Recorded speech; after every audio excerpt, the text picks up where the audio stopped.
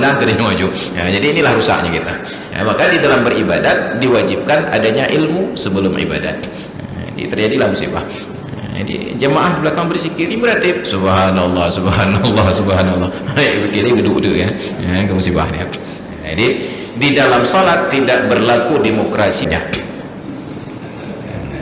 Tetap harus merujuk kepada kebenaran. Orang yang benar walaupun suaranya satu tetap menang. Yang salah walaupun banyak tetap kalah.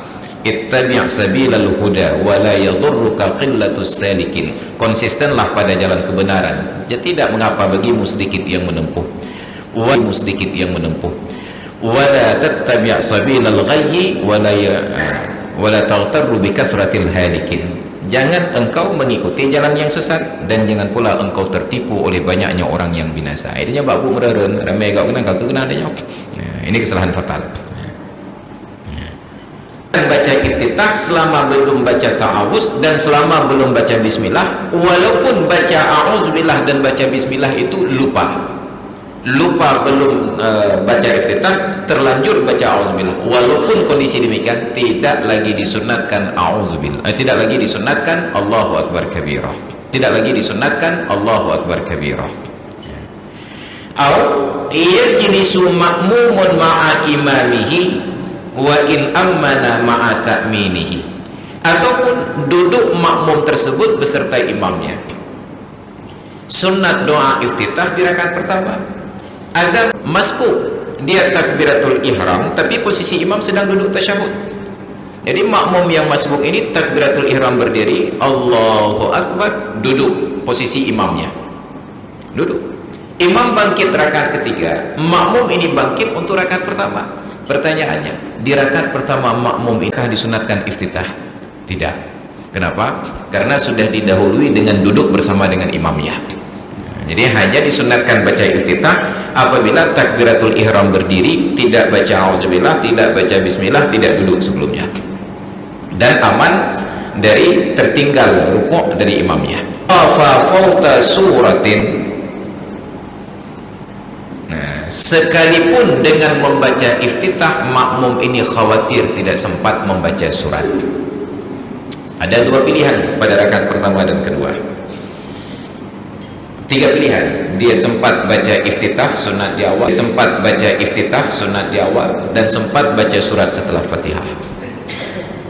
Tetapi dalam kondisi tertentu dia berpikir, ini kira-kira kalau saya baca iftitah apa sempat baca surat? Walaupun khawatir tidak sempat baca surat, tetap disunatkan baca iftitah lebih dahulu, karena surat itu untung-untungan. Tapi kalau khawatir tidak dapat baca Fatihah, tinggalkan iftitah, baca Fatihah lebih dahulu. Ternyata setelah selesai Fatihah imam baru rukuk, baca surat setelahnya. Tapi kalau baca Fatihah dulu, baca iftitah dulu padahal khawatir tidak sempat Fatihah, begitu selesai iftitah imamnya rukun final, wajib selesaikan bacaan Fatihah walaupun tidak sempat rukuk dengan imam. Apa yang terjadi? Rakaat itu tidak dihitung. Makanya makmum yang masbuk jangan sibukkan diri dengan doa iftitah, lanjut saja ke Fatihah. Tapi setelah Fatihah panjang durasi waktunya, kalau begitu tambah dengan membaca surat, tambah dengan membaca surat.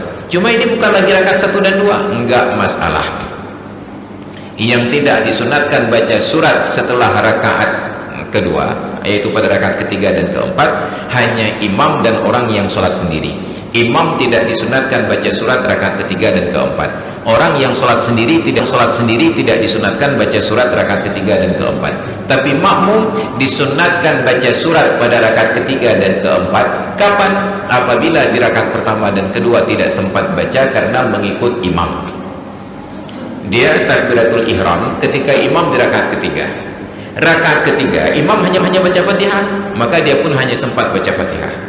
Bangkit rakaat keempat imam hanya baca Fatihah, maka dia pun hanya sempat baca Fatihah. Salam imam, makmum ini lanjut rakaat ketiga dan keempat karena tidak sempat baca surat pada rakaat 1 dan 2, tidak pula sempat mendengar bacaan imam pada rakaat 1 dan 2, disunatkan untuk 4. Kalau mau menyanamu gimana begadang, disunatkan. Maka kalau ada yang bertanya, Ustaz, boleh nggak baca surat pada rakaat ketiga dan keempat? Jawabannya tergantung. Bangga wadah lagi lampu. Boleh nggak sholat Ustaz baca surat di rakaat ketiga dan baca surat di rakaat ketiga dan keempat? Tergantung. Apanya yang digantung Pak Ustaz? Imamnya. Walaupun salat berjamaah bersama imam takbiratul ihram, sama-sama rakaat ketiga dan keempat dengan imam, tapi ternyata bacaan imam lebih panjang, makmum lebih cepat, maka menanti imam rukuk sunat untuk membaca surat. Ataupun imamnya menghayal, lalu baca Fatihah kedua kalau lagi kedua ibu mungkin melihat tulisan di dinding dalam Ka'bah kan, baca rukuk kena kelele. Jadi sambil menunggu imam rukuk baca surat. Hanya tidak disunatkan baca surat rakaat ketiga dan yang sholat sendiri. Yang jangan ditanya hadisnya apa, nggak ada petunjuk dalam hadis untuk hal demikian. Itu ruang ijtihad para ulama. Jangan ikut ulama, ikut Nabi saja, karena ikut ulama itu bid'ah.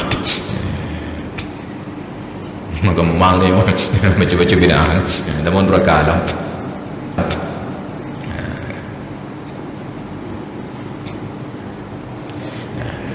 Pada kasus tadi, sekalipun khawatir tidak sempat baca surat, tetap disunatkan baca iftitah.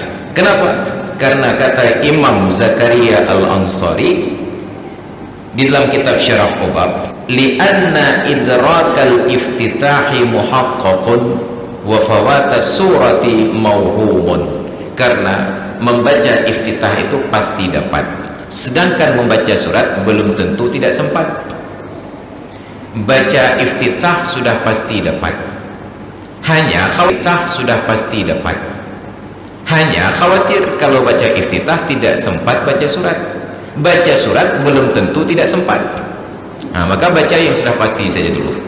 Yang sudah pasti iftitah, baca iftitah dulu, karena Fatihah aman. Hanya khawatir tidak sempat baca surat, jangan susah. Yang sudah setelah selesai Fatihah imam rukuk nggak ada masalah.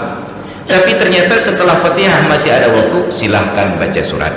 Maka kata Imam Ibnu Hajar, membaca iftitah sudah pasti dapat, tetapi membaca surat belum tentu lewat. Maka ambil yang pasti-pasti. Da' ma yaribuka ila ma la yaribuk. Wa warada fihi ad'iyatun katsiratun, dan terdapat banyak sekali riwayat doa pada bab doa iftitah tersebut. Wa afdaluha, dan yang paling utama di antara doa-doa iftitah adalah yang diri Muslim. Apa itu? Wajjahtu wajhiya lilladzi fataras samawati wal arda hanifan muslima wa ma ana minal musyrikin.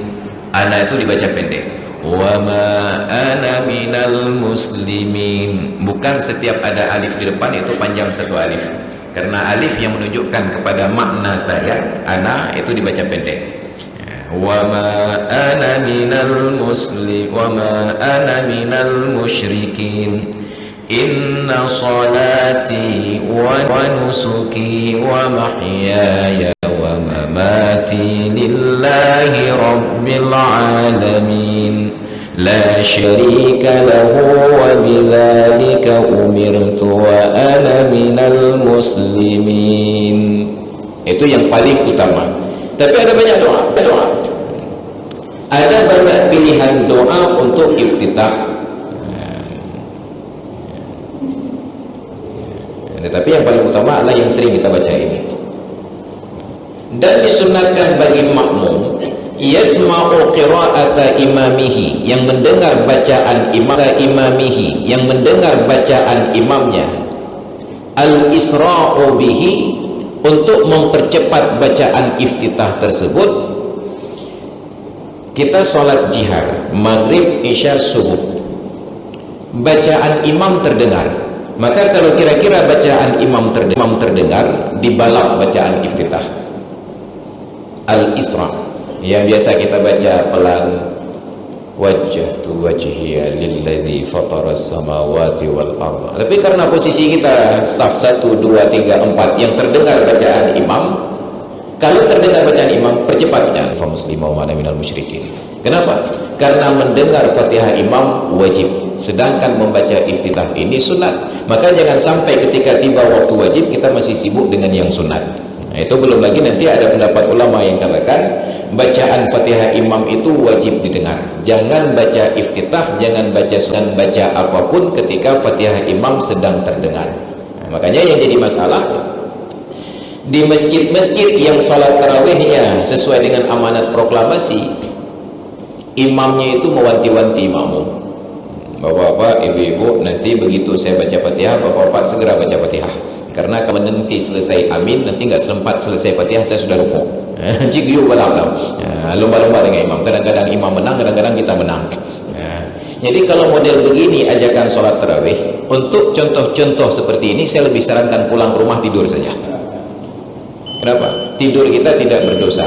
Tetapi membaca Fatihah bersamaan dengan mendengar Fatihah imam, ada sebagian ulama katakan berdosa. Kenapa? Merujuk kepada ayat Al-Quran, فَإِذَا قُرِئَ الْقُرْآنُ فَاسْتَمِعُوا لَهُ وَأَنْصِتُوا لَعَلَّكُمْ تُرْحَمُونَ. Apabila sedang dibacakan Al-Quran tersebut, dengarkanlah bacaannya dan diamlah, mudah-mudahan dan dirahmati. Hanya pada ayat ini terdapat 4 versi penafsiran ulama. Ada yang katakan makna Quran di situ adalah khutbah Jumat. Kalau khatib sedang membaca khutbah, maka dengarkan khutbah khatib dan diamlah. Enggak boleh ketika khatib itu sedang khutbah kita berbicara, walaupun hanya sekedar untuk menekan orang yang sedang bicara, itu pun sudah hilang pahala Jumat. Yang kedua, ada yang memaknakan bahwa Al-Quran di situ adalah semua bacaan surat di dalam sholat, mulai dari Fatihah sampai yang setelahnya. Nah, itu pemahaman Imam Hanafi dengan Imam Maliki. Makanya pada mazhab Hanafi dan Maliki, orang yang sholat berjamaah tidak membaca apapun karena ada kewajiban mendengarkan bacaan imam kalau terdengar. Nah, tapi pada sholat yang sir tetap baca. Yang ketiga, Fatihah di dalam sholat, itu pendapat Imam Syafi'i dan Imam Hambali. Maka dalam pendapat ini, kalau imam sedang baca Fatihah, wajib dengar dan wajib diam. Ternyata kita dengar tapi tidak diam sambil membaca iftitah atau sambil membaca Fatihah, maka ada yang katakan haram, ada yang katakan makruh. Tidak sholat tidak berdosa, tiba-tiba kita sholat berdosa. Mbak harap pahala UBP berupa balik UBP kata orang tua. Jadi ini keliru. Maka praktekkan sholat dengan sholat tarawih itu sholat sunat, bukan sholat wajib. Yang keempat penafsirannya, bacaan Al-Quran kapanpun dan dimanapun. Untung itu penafsiran yang keempat. Kalau tidak, dosa kita setiap hari. Karena di Masjid Raya Baitur Rahman 15 menit menjelang azan itu sudah ada pengajian Al-Quran. Di pasar orang sedang jualan, sedang transaksi. Dengar laki-laki kudung berkumandanglah pengajian. Maka begitu pembeli menawar, gimana? Eji kurma. Tunggu selesai mengaji itu.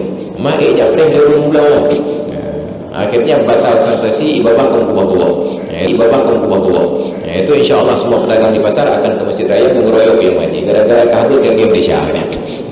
Jadi untunglah ada perbedaan pendapat. Ikhtilaful a'immah rahmatun lil ummah. Perbedaan pendapat di kalangan para imam itu menjadi rahmat bagi umat. Maka sikap kita itu harus bijak. Jangan melawan arus selama arus itu bukan arus yang salah. Maka yang ribut-ribut selama ini karena ada yang mencoba melawan arus yang benar, membuat arus yang baru. Jangan ikut ulama, ikut saya saja. Nah, ini jadi masalah. Maka mudah-mudahan kita bijak untuk menyikapi perbedaan-perbedaan ini. Baik, dan yang dirahmati Allah, karena sudah tiba waktu kumandang azan Aisyah, kita padakan kajian sampai di sini dan insya Allah kita lanjutkan pada pertemuan yang akan datang. Wallahu a'lam bissawab wa ilaihil marji'un wal ma'ab. Dan sesuai dengan pesan panitia pada pertemuan-pertemuan sebelumnya, bila ada pertanyaan boleh ditulis seperti pertanyaan ini dan insya Allah nanti kita bahas pada pertemuan yang akan datang. Dan pertanyaan